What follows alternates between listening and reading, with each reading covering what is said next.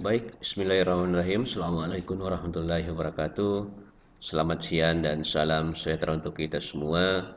Untuk pertemuan hari ini kita akan membahas tentang fungsi kesusastraan ya atau fungsi sastra.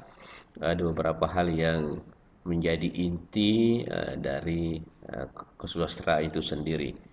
Seperti yang kita ketahui bahwa sastra selalu terkait dengan karya-karya. Makanya kata-kata karya sastra itu selalu menjadi pasangan yang seiring berjalan ya, karena sastra selalu identik dengan karya, baik berupa puisi, novel, drama, atau hal-hal yang berkaitan dengan tulisan-tulisan.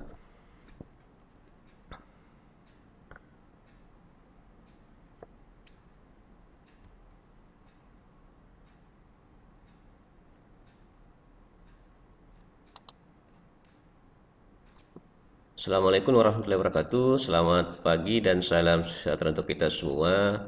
Untuk pertemuan hari ini kita akan membahas tentang fungsi kesusastraan atau fungsi sastra. Eh, Berbicara tentang sastra, ada satu kata yang sering sejaran ya seiring dengan kata sastra, ini karya sastra. Oleh karena itu, sebenarnya yang menjadi berfungsi di sini adalah karyanya itu ya, karya sastra itu, sehingga ada beberapa hal elemen dalam masyarakat yang dapat dipengaruhi oleh karya sastra tersebut. Nah, hari ini kita akan melihat secara umum bagian-bagian penting di dalam masyarakat yang dapat disentuh oleh fungsi-fungsi kesusastraan. Nah, kita lihat yang pertama dulu, fungsi sastra dalam masyarakat. Nah, ini ada istilah fungsi rekreatif ya. Nah, istilahnya fungsi rekreatif atau fungsi hiburan ya. Artinya, sastra itu atau karya sastra itu dapat memberikan hiburan yang menyenangkan bagi penikmat atau pembacanya. Jadi misalnya ketika kita telah membaca satu novel, selesai misalnya kita merasa lega di situ, kita senang, bahagia karena menemukan sesuatu yang berbeda atau menemukan solusi atau ada pencerahan di dalamnya.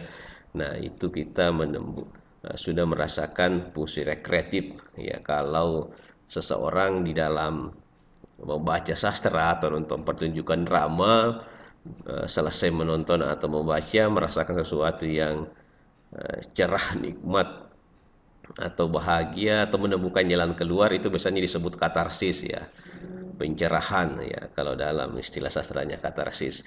Yang kedua, fungsi didaktif. Didaktif ini berkaitan dengan pendidikan ya. Jadi sastra itu dapat mengarahkan atau mendidik pembacanya dengan nilai-nilai yang terkandung di dalam karya sastra tersebut. Banyak ya karya-karya sastra terutama novel ya, ketika kita sudah membacanya kita menemukan hal yang eh, seperti kita belajar di sekolah ya, seperti kita diceramahi, kita menemukan pengetahuan-pengetahuan yang terkait dengan nilai-nilai pendidikan. Mungkin Anda masih ingat novel Laskar Pelangi. Ketika kita membacanya itu ya, kita dapat mengetahui banyak istilah-istilah tumbuhan, nama-nama Latin. Ya, banyaklah hal-hal yang kita bisa merasakan bagaimana kebersamaan, persatuan, bagaimana kegigihan ya, semangat dalam belajar. Nah, itu bagian-bagian dari fungsi didaktif. Ada juga yang ketiga, ini fungsi estetis. Nah, estetis dari kata estetika yang berkaitan dengan keindahan. Fungsi estetis dapat memberikan keindahan bagi penikmat atau pembacanya. Nah, satu yang berkaitan dengan keindahan ini, estetis ini, adalah tulisan-tulisan dalam karya sastra itu biasanya indah dibaca. Anggaplah puisi misalnya, dengan tampilan sajak dan rimanya ketika dibaca ternyata mengandung makna yang menarik ya, dari susunan bunyi-bunyi menjadi kata-kata, menjadi perasa-perasa, menjadi kalimat. Nah, itu mengandung keindahan. Itu fungsi estetis. Jadi dari segi bahasanya yang indah. Nah, kemudian yang keempat, fungsi moralitas. Fungsi moralitas, kita setelah kita membaca sastra, menonton atau melihat, dapat memberikan pengetahuan kepada pembaca atau penikmatnya tentang moral yang baik dan buruk. Nah, karena sastra yang baik selalu mengandung moral tinggi ya. Jadi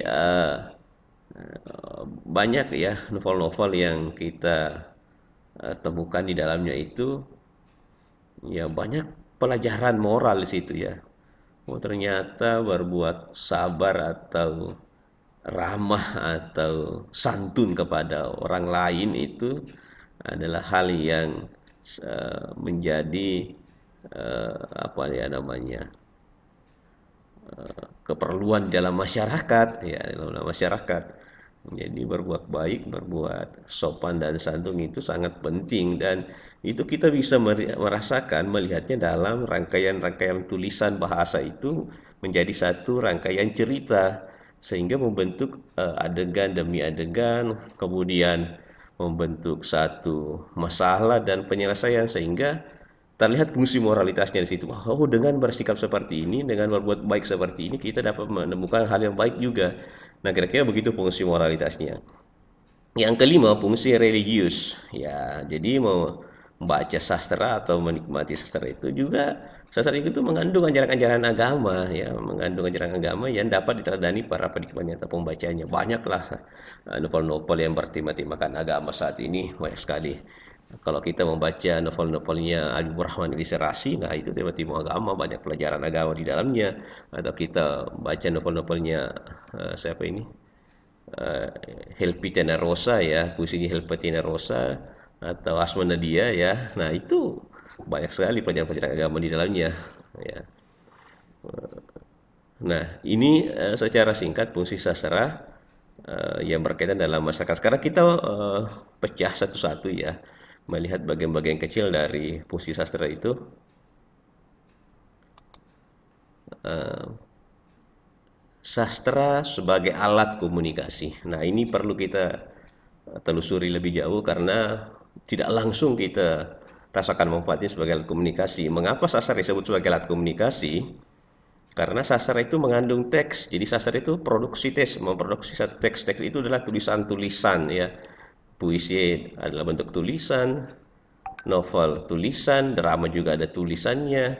Nah, sementara produksi teks itu adalah aktivitas pengarang dalam menghasilkan teks tertentu. Jadi ketika pengarang menulis novel, puisi, nah itu ada teks, ada bacaan-bacaan yang ditampilkan ya. Nah, di dalam teks-teks itu mengandung berbagai problematika ya. Problematika dalam ini berkaitan dengan kajian-kajian tertentu ya. Ada masalah-masalah yang disampaikan lewat puisi, lewat novel dengan tema-tema tertentu. Ada amanat yang mau disampaikan ya di situ. Nah, transmisi teks itulah perpindahan teks itu dari editor, penulis ke editor, penerbit, toko buku, kemudian pembacanya itulah menjadi komunikasi ya, menjadi komunikasi. Sehingga sastra disebut alat komunikasinya karena di dalamnya ada komunikasi. Jadi kita tidak pernah tahu bagaimana kehidupan orang-orang di uh, Eropa misalnya atau di Timur Tengah misalnya. Tapi ketika membaca karya-karya sastra dari Eropa, dari Barat, dari Timur Tengah, kita banyak mengetahui, oh ternyata begini budayanya, oh begini adatnya, begini kebiasaannya. Nah, itu alat komunikasi ya, kita tidak perlu ke sana ya. Kita bisa membacanya, mendapat informasinya lewat konteks cerita di dalam novel atau puisi tersebut. Jadi ada komunikasi di situ, ada perpindahan informasi di situ. Nah, kemudian ini yang dikatakan juga bahwa penerima teks ya melalui aktivitas pembaca, khususnya pembaca implisit ya yang tidak terlihat. Nah, itu memindahkan informasinya. Jadi hubungan karya sastra dengan masyarakat merupakan kompleksitas hubungan yang bertujuan untuk saling menjelaskan fungsi-fungsi perilaku sosial yang terjadi pada saat-saat tertentu ini menurut Inyoman Kutaratna ya, dosen sastra ya. Ya, jadi intinya bahwa sastra sebagai alat komunikasi karena teks-teks yang diproduksi oleh sastra itu dapat berpindah kepada pembaca sehingga konteks isi atau konten dalam sastra itu dapat berpindah juga kepada pembaca. Selanjutnya, sastra sebagai penerus tradisi dan pelestari budaya. Mengapa disebut sebagai penerus tradisi atau pelestari budaya? Nah, sastra kan merupakan hasil karya ya, memang karya individu, Tapi karya individu itu tidak terlepas dari kebudayaan dan kehidupan masyarakat, sosial masyarakat. Jadi kita berbicara misalnya tentang ada cerpen misalnya tentang kuyang ya di Samarinda. Nah, itu kan fenomena masyarakat tidak kehidupan sosial masyarakat Samarinda memang ada kuyang misalnya ya, ada hal-hal seperti itu. Nah, atau mungkin ada tradisi-tradisi apa yang diceritakan di dalam satu cerita novel. Nah, itu mentradisikan ya atau meneruskan budaya-budaya tersebut sehingga dapat lestari ketika dituliskan dan disimpan. Nah, kebudayaan mempunyai cakupan yang luas sekali. Jadi kita berbicara budaya itu cukup luas sekali. Ada bahasa, ada seni, ada sistem teknologi, ada sistem pengetahuan, ada kesenian, ada agama, ada dalamnya banyak sekali, luas sekali kebudayaan ini. Sehingga kompleksnya itu dapat tercermin dalam karya sastra. Jadi kalau kita misalnya membaca ya, sastra apa yang ramai misalnya yang ada saat ini, misalnya tulisan-tulisan dari Eka Kurniawan yang Manusia Harimau, itu mungkin ada yang pernah baca Manusia Harimau ya, yang bestseller ya, novelnya sudah lama tapi menarik dibaca. Di situ disebutkan bahwa ada nenek kakek ya yang jadi menjadi harimau ya. Ya berarti di dalam konteks itu, novel itu ada budaya dalam masyarakat yang masih mempercayai hal seperti itu. Memang mungkin masih ada ya ya. Jadi kita dapat informasinya. Ya, berarti budaya-budaya seperti itu ada ya, kira-kira seperti itu. Di luar dari kontroversinya yang agak vulgar mungkin bahasanya ya, tapi kita tidak melihatnya itu, tapi lihat dari kompleksitas kebudayaan yang dicakupnya. Kemudian sastra sebagai pembentuk nilai humaniora. Ini tadi akan mirip dengan yang pertama bahwa mengapa sastra disebut pembentuk nilai humaniora, karena ketika kita berbicara nilai-nilai humaniora itu ada karakter di situ ya. Sastra dapat membentuk karakter pembaca. Mengapa?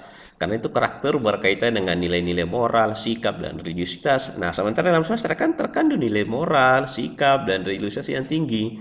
Nah, jadi orang yang rajin membaca sastra akan memiliki kepekaan sosial dan moral yang tinggi. Jadi kira-kira begitu bukannya? Mengapa sastra disebut sebagai pembentuk nilai humaniora ya, yang bisa membentuk karakter seseorang. Kemudian terakhir, sastra sebagai pelipu lara. Nah, ini yang berkaitan dengan fungsi rekreatif atau hiburan. Jadi sebagai pelipu lara, sastra dapat menghibur pembaca. Ini mungkin yang paling banyak ya. Ya, kalau kita agak-agak capek baca-baca puisi atau baca novel, wah kita merasa senyum-senyum sendiri ya, kita menikmatinya. Nah, itu sebagai pelipu lara. Yang awalnya sedih misalnya setelah membaca cerpen, senyum-senyum bahagia. Mungkin karena dalam cerita itu merasa terwakili dengan kasusnya, kisahnya dan sebagainya. Ya, sastra sebagai hiburan. Nah, ini ada istilah ya. Sastra sebagai hiburan itu biasanya disebut dengan sastra populer atau disingkat sastra pop. Ya, sastra populer itu yang cerita-cerita yang kontemporer ya, yang kekinian ya, itu. Kemudian sastra dapat menghibur karena dapat mendatangkan kenikmatan atau menyenangkan ya. Yang kan.